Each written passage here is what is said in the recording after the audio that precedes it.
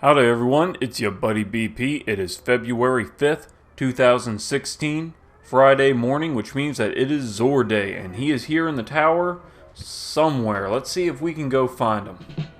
And here he is, over right here outside where the speaker is, near the far edge of the tower. Alright XUR, show us what you got this week.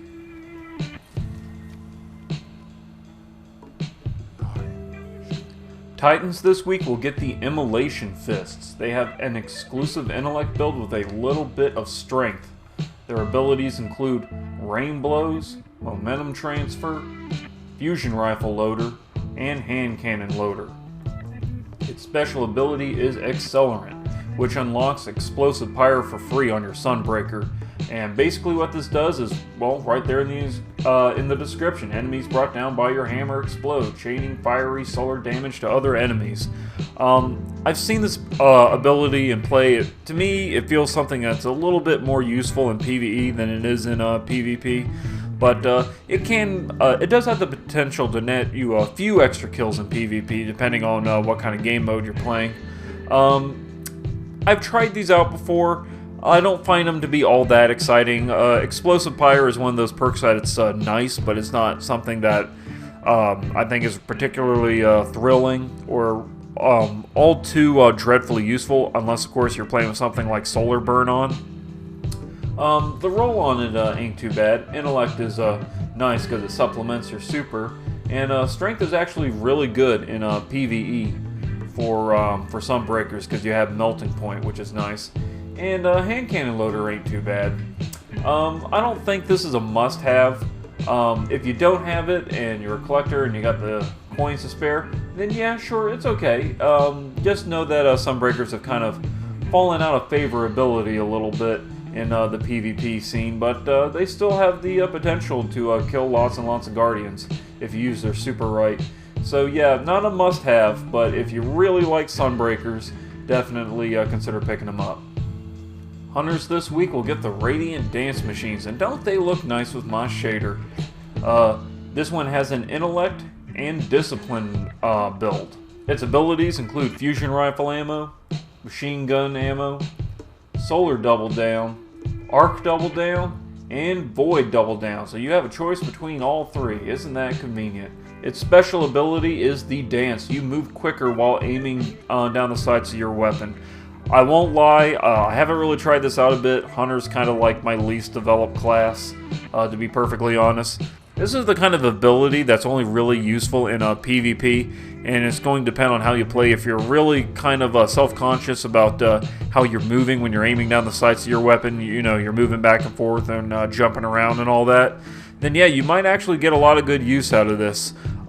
Especially if you like the Meta Multi-Tool, and I know a lot of folks love using the Meta Multi-Tool in PvP, so if you're a hunter and you like using stuff like Meta Multi-Tool, and you're really good at dodging enemies while aiming down the sights, you'll definitely like this because it's meant to supplement it. Other than that, I wouldn't really recommend it. It fits to a very certain type of playstyle, and it's only really useful in PvP. So yeah, if you're that kind of a player and you're really looking for something to supplement your PvP game in an interesting way, you'll probably like this, but everyone else can skip it.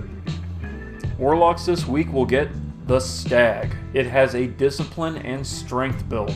Its special abilities include Second Thoughts, Ashes to Assets, and Better Already. Its exotic perk is Doe or Die. Once per life, your super charges faster when all of your other teammates are dead, and you have a chance to respawn with an overshield. I haven't tested this thing out for myself, but I've seen it in action, and it is very disappointing. It is very underwhelming. As far as this build goes, Better Already is pretty nice. I mean, because shield recovery and all that, when whenever you pick up an orb, and anything that recovers health and shields in Destiny is really nice.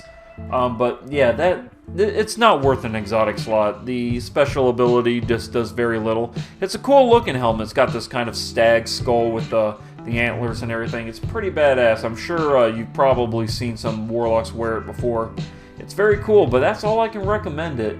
It's not really the best helmet. So yeah, if you're a collector and you really want it, or maybe you just think it's cool and you just want to wear it around because it makes it look like a badass, then sure, but I wouldn't spend the coins on it. This week we get a weapon, and it is the Suros Regime. I actually did a review of this, I think a few months back. I'll probably leave a link in the description. Its abilities include Field Choke, Linear Compensator, and Smart Drift Control. Its other abilities include Focus Fire, Spinning Up, Suros Legacy, Hammer Forged, and Lightweight. That special ability is really nifty. The bottom half of the magazine deals gradual bonus damage the further you go down the magazine, and when you land hits with it, there's a random chance to return health. This thing is pretty brutal. Auto rifle's been making a comeback in the PvP scene, and way back in the day, the Suros Regime was like the king of PvP. I mean, it was like the last word before the last word was the last word, you know what I'm saying? And last word was pretty beast back in the day, too. But, man, but then they nerfed auto rifles, and this thing kind of fell out of favor. You saw them every once in a while, but auto rifles haven't been making a comeback. Of course, folks like the higher magazine types like Doctrine of Passing and all that, or that Paleo Contact. But for one of the other types of archetypes of auto rifles, this one is not bad. It has this new Spinning Up perk, which is nice, so you don't have to use Focus Fire, because some folks just absolutely hate Focus Fire. And I'll definitely admit, Spinning Up is more often than Focus Fire going to be the one you're going to want to go with in PvP. It's got a great set of perks. I mean, Hammer Forged, Lightweight, you can go with Smart Drift Control and really max out that stability. It's a very versatile weapon. If you've really been thinking about trying auto rifles again in PvP, then definitely consider picking this one up. In PvE, it's not too bad. I missed the fact that this used to have high caliber rounds on it in year 1, and then they removed it for year 2, which is really sad because you could use it to stagger enemies.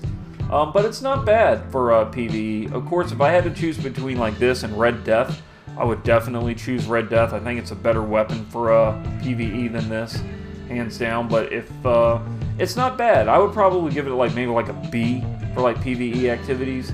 And even though I'm not too big a fan of this type of auto rifle for PvE, or rather PvP, at least not at the moment, I still think it's definitely one of the better auto rifles in the game. So yeah, I think it's definitely worth trying out, at least for PvP. Legacy Engrams, and this week it's special weapons, and I'm a little excited about this because I don't have a Dreg's Promise, which is supposedly like one of the worst exotics in the game, but I don't have one yet, so I'll probably go ahead and buy one of these. Of course, we have Glass Needles, 1 exotic shard, 3 motes, 3 coins. You get 3 chances to re-roll your exotic armors. 7 strange coins will net you 3 of coins, 5 of them to be exact. And you can pop these before like the end of a match in PvP, or before you take on a boss, and there's a random chance that they will drop like a exotic engram, which is nice. 1 coin will net you 3 heavy ammo synths. Like I said, don't bother with these, just buy them from Varix and the Reef. But yep, I'm anxious to see if I can get me a Dreg's Promise. Supposedly the way these Legacy Engrams work, they look to see what exotics you already have, and there's a higher odds of you getting something you don't. So fingers crossed I get this Dreg's Promise, because this is a lot of coins I'm spending for a pretty crappy weapon. Of course, I have pretty much all the exotics now that I could possibly get from XUR. So yep, let's go ahead and open this up and see if I can complete my collection of House of Wolves exotics. Alright, Cryptarch, I spent 31 coins on this damn thing, so don't disappoint me. Here we go. Ha! Yes! Finally got it. This thing's probably a hunk of junk. I mean, I'm pretty sure it is, but yep. And I got a little package from the Cryptarch. Ain't that nice? I'm gonna go ahead and equip this right now. In fact, hold on. Which one is, that's right. There we go. Yeah, I got it down by my hip for everyone to see. Now let's go ahead and take a quick look at this Dreg's Promise for those of you who don't know about it. Wow, that is a big-ass picture of it. Not to scale. Wow, that's a big-ass picture. Did it need to be that big? It is a sidearm. It is the only exotic sidearm in the game, actually. The way this works is that you used to only be able to get it from an Elder Cipher for completing level 35 Prison of Elders. and even then it was a random chance. But yeah, its abilities, it's arc damage, as you can tell. It has reserve ammo, so every time you respawn, you get ammo in your magazines. You get a full mag. It starts off with 18. It has soft ballistics, CQB ballistics, and aggressive ballistics. It has Grave Robber. Melee kills with this weapon equipped have a chance to refill the magazine. From what I understand, this actually procs very often, maybe 80% of the time or something. Never tested it out for myself, but still. Optional perks include Snapshot, Field Scout, which I believe boosts the magazine up to 21. I'm not too sure. And Perfect Balance for extra recoil control. And finally, shock rounds. High ricochet shock rounds with enhanced target acquisition. The thing about this weapon is that it fires in a burst. You pull the trigger and it's 3 shots, kind of like a pulse rifle, which is different from sidearms, which is normally just basic semi-auto, 1 pull of the trigger and just 1 shot. So it goes through ammo pretty quick, from what I understand. Haven't tested it out for myself yet, but yep, now I'm anxious, and I finally got it. I'll probably have to spend some motes, level it up a little bit before I take it into the Crucible, which is the only place where it will be useful. But yep, it's an exotic I haven't gotten yet, so at least I can say I got a new exotic this week. So yep, thank you Cryptarch, and thank you Zor all the way over there. I appreciate it. Well, I'd say that just about does it for this video. Personally, I think Zor has a bit of a disappointing week. There's no real exotics he's selling that's standing out. Well, I guess maybe that Suros Regime is pretty good. It's a decent weapon. It's not like one of the best weapons in the game, at least not at the moment, but it is a good weapon. And hey, I got a Drake's Promise. I got a new weapon this week, so at least I got that. What are your opinions on this week's haul? Let me know in the comments section. Also, don't forget to spank that like button if you enjoyed the video. Your support means a lot to me. And as always, y'all be good to each other, and I will see you in the next video.